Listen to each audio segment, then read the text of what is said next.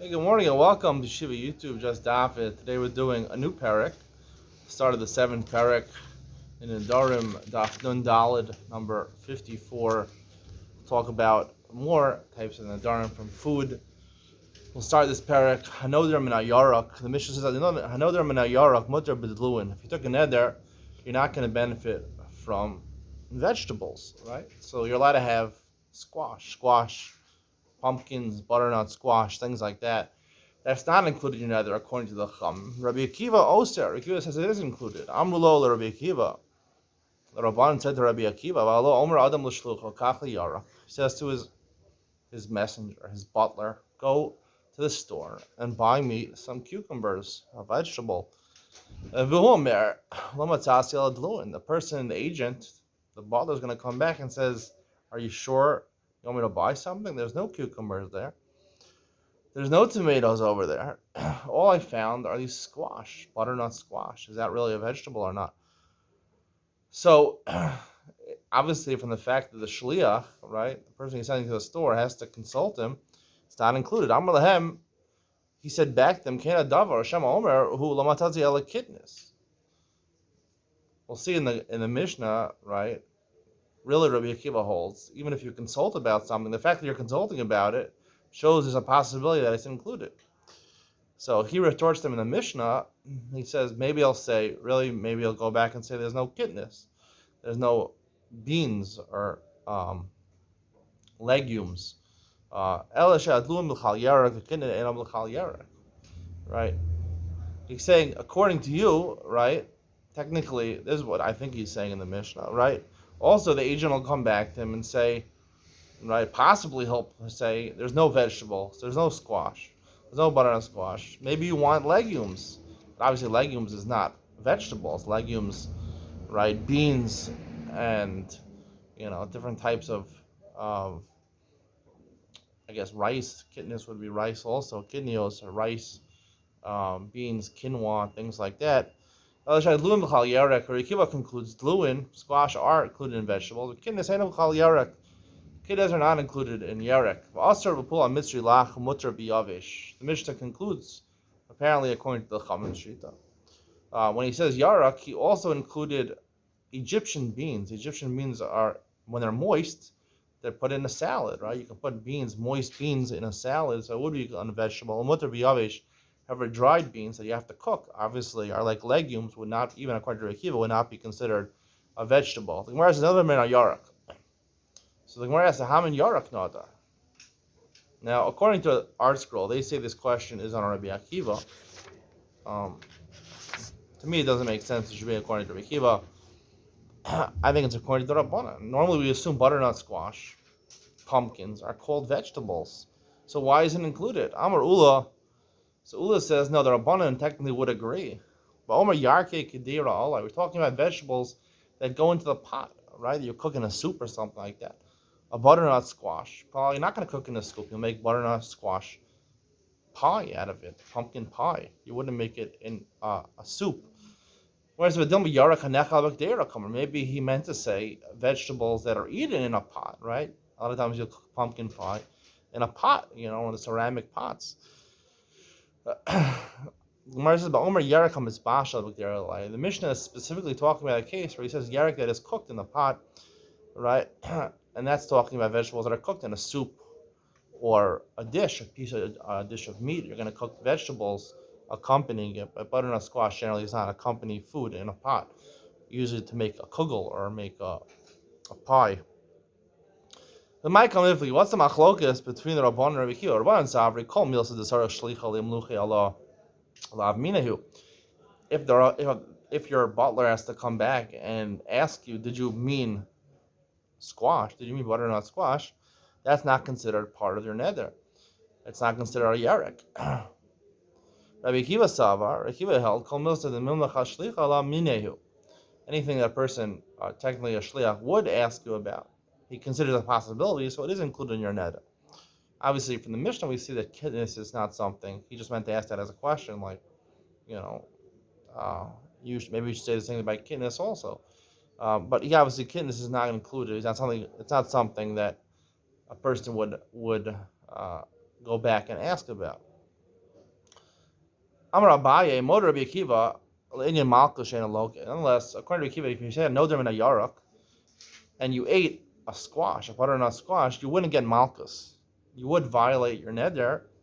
We'll see in what regard. I'll explain the name of Ben Sion. In what regard you violate your neder, you wouldn't get Malkus. Hard to understand. If you violate your neder in Daraisa, presumably you violated this or Leyachal Dvaro. And the Mishnayos and the beginning of Masechus Nedarim indicated when you violate Leyachal Dvaro, you're Chayav Malkus. How could Rabbi say, on the one hand, you violate the neder midaraisa, on the other hand, you don't get Malkus? This needs further explanation, and that's why I have a separate shir with Ben Sion. Even with Ben Sion, where I'll explain the lumdus of Rabbi Akiva. Tan Hasam. We learned over there in the Mishnah. Shliach she'asher shalichuso, in Mishnachas Kedushin, Baal Abai is mal.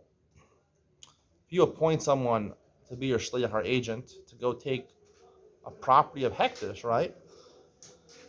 So even though normally we say ein shliach l'dvar avera, right? If I tell someone to go kill somebody, right? It's his fault that he listens to me. He shouldn't listen to me.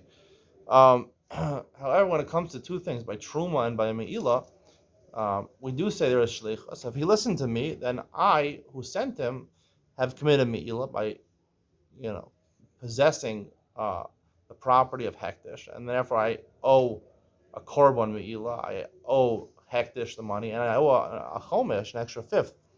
If he didn't listen exactly to me, bought something different, or he took a different piece that I told him to take, a different property of hektish, shliach mal, it's a shliach's fault. Mantana, who's the author of this Mishnah? The Mishnah can't follow Rabbi Akiva does not. We have a Mishnah which explains this Mishnah in Kedushin. Ketzad, what would be a case? You say to your butler, all right, give meat to the guests. You have a fancy meal, you have a party, give meat to the guests. And also them covered. He doesn't give them meat. He doesn't give them the ribs. He doesn't give them the rib steak. He gives them liver. Now, presumably it's not talking about chicken liver. It's talking about beef liver. Nonetheless, or he says, tain covered. He says, give liver. And also lehem basar. Hashliach mal, the shliach's fault. Right? Because covered liver is not the same thing as regular meat. Regular meat usually means the best meat, rib meat. The Rabbi Akiva, if this Mishnah conforms to Rabbi Akiva, Hamar Rabbi Akiva, kol milsa de milmech ala shliach minehu. Right? Anything that a shliach would potentially ask you is not sure if it's included. If I say give meat, maybe liver is something included. Limo balabayas, limo shliach. So balabayas should be the one responsible for me'ilah. Is it something technically that he might consult? We ran out of rib steaks. Should I give them liver instead? And the shliach shouldn't get me'ilah, shouldn't be responsible for me'ilah. Amar Abaye says, no, I feel the Rabbi Akiva. You can still say that Mishnah follows the opinion of Rabbi Akiva. Top of the Dalar Mabes, Mila Mod Rabbi Akiva, the Sarachim Luche. Right, when it comes to me'ilah, you have to go check. The shliach has to go check, right? Because he's not sure. There's a possibility that liver is included in meat. There's a possibility liver is not included in meat. So if he didn't check with him, that's his fault, and he did me'ilah. Now, when it comes to Nedarim is not a question of whether the person is going to check or not going to check. Because you take an neder from yarek, from vegetables, we want to know is butternut squash included, right? Technically, yes, the shliach has to go check. That's not the point. The point is that it's something that he would check with the Baal Habayis. So therefore, it's included in the neder. Yes, technically, he has to go check. That's the question, if it's included in the neder. But here, when it comes to me'ilah, you have to go check. And he didn't check, so therefore, he did me'ilah. It's Mar, Shema Yisrael made the Rava. They told this previous discussion in front of Rava. Amar Lahu and Shaper Amar Nachmeni. Nachmeni was a nickname for. Actually, Nachmeni was Abaye's name. Nachmeni was Abaye's name. Abaye was a nickname because forgot the reason. He was raised by Rabba, and Rabba. I think his father was Nachmeni. Okay, I don't remember the name. The reason. Okay, so Nachmeni was really the name of Abaye, the real name of Abaye. So Rava said, Abaye said good. He gave a good tarot to fit the mission in with Abaye. Montana the polyglot Rabbi Akiva. Who's the one that argued Rabbi Akiva? Shem Gamliel, right? You want to find who's the Tanakama in a mission that argues Rabbi Akiva. Shem Gamliel, the Tanya. The right says another basar. You take another from eating meat. Asr b'chol minei basar. You can't have any type of meat, whether you want to eat all the kosher types of meat, different cut from the chuck, the brisket, the plate, or in some places where they actually do traber the back half of the animal. You can have tenderloin steak technically. You could have filet mignon technically, which is technically kosher, if you knew how to divine the back half of the animal. Here in Israel, it's not allowed to do that. The main hechsherim do not allow you to touch the back half of the animal after the 12th rib. In in America, there are places that allow you to do that. Ramosha finds to his makel. Eida Charidus is machmir on that. So he said, give meat. I know they're not basar. I'm not going to eat meat. Asr b'chol minei basar. You can't have any meat. Asr b'rosh raglayim. It also includes some of the more disgusting places to eat meat from the head over raglayim, feet. Right? You don't need meat from the feet of the animal. In asabuka, what happens to be pretty good from the knee, the meat of the knee, but most part of the meat from the feet of the animal does not taste very good. Of a kana, to eat the trachea of the animal. Of a kaveh, the liver. Of a lave, to eat the heart of the animal. Of a ophos, and it's also chicken is also included in the neder. You can't eat chicken. However, when you took a neder from basar, you didn't include fish and you didn't include grasshoppers. If you took a neder from basar, asar b'chol minei basar, asar all types of meat. Mutter, however, he argues. He says mutter b'rosh raglayim makana v'kaved olev uva ofos ve'in sarach lomar basar dagim michagav. And your mutter and all the aforementioned things, right? Not only grasshoppers and fish, but also birds and also the disgusting parts of the animal. Right? The disgusting parts of the animal, which include the intestines of the animal, kishka, right? The old-fashioned kishka, from the intestines of the animal, lav basar. It's not considered legitimate meat. V'ochlein lav bar inish. People who eat it are not human beings. Ochlein kibasar le'inyan zvini lav bar inish. He does clarify that. He says, if you have nothing else to eat, right? You give you cholent, and there's beans and barley in there and some kishka. What else are you going to eat? We're talking about where it's the same price. Kishka is selling for the same price as a regular rib steak, and you choose the kishka. You like it better, so you choose. These guys are a little annoying there. Sorry about the background noise. If you choose to take the kishka, the intestines, over meat that is good quality meat, and then you're not a human being. But if you have nothing else to eat, then it's okay. Ma'ishna basar of l'tanakama. So we see Rishon Gamliel is the one who says that all these types of meat, that the liver of the animal and the rosh and the raglaim are not included in basar, because even though it's something that the shliach would be mimlech, the shliach would consult you, right? Maybe you want these parts that are inferior parts of the animal. It's still considered. It's not considered part of your neder. According to Rabbi Akiva, it would be considered part of your neder. So the Gemara is Ma'ishna basar of l'tanakama da asir, the avish shlicha the mimlech al. Why is it that when it comes to chicken, according to Tanakama, he says that is included in your neder? Because Tanakama is like Rabbi Akiva, who says that shliach would say if there's no animal meat, cow meat, you want chicken.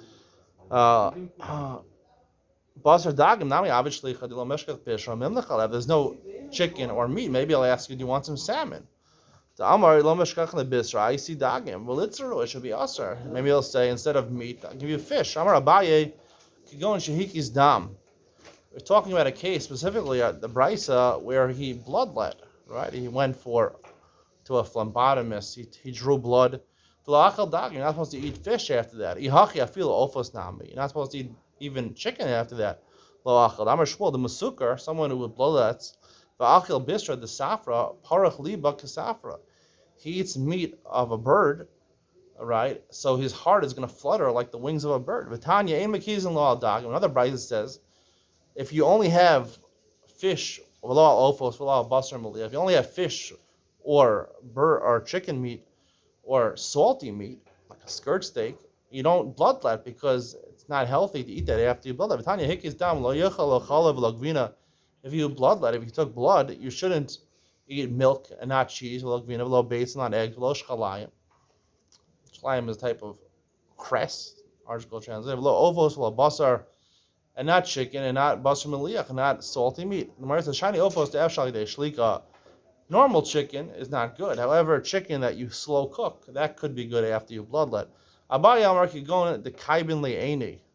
It's talking about a case, not where you drew blood, we had a blood test. It's talking about the brisa where you have pains in your eye. It's a dog in kashin le'nai. You don't want fish there. Even the shliach wouldn't ask about fish because it's painful to your eyes. It hurts your eyes if you eat fish. Yahachi achel dagim dahamar Shmuel nun samechayim. Shmuel said the opposite. It says nun samechayim. These are letters consecutive in the alphabet. Nuno samala le'nayim hu darshan. The reason they're next to each other is to tell you that fish, nuna, is good. It heals your eyes. So it is good for your eyes. Who's so folkla? Shmuel is only talking about at the latter part of your treatment of your eyes. When the eyes are really painful, you shouldn't eat fish. However, when it's almost better and it just needs a little more healing, then it's a good time to eat fish. That's the conclusion of today's shir. Stay tuned for Ian with Ben Sion, where I talk about a strange Gemara, the Gemara on Nandalam and Aleph, where it says, according to Rabbi Akiva, who says that if the shliach would consult you, it's considered part of the neder. He's not sure if you want it or not. You wouldn't get malchus, even though it's part of the neder. For some reason, if you ate like the butternut squash or the pumpkin in the Mishnah, you would violate the neder. You're not allowed to eat it, but you don't get malchus. Why do you get malchus? How could it be violated daraisa and don't get malchus? We'll talk about that. Ian Ben Sion coming up next.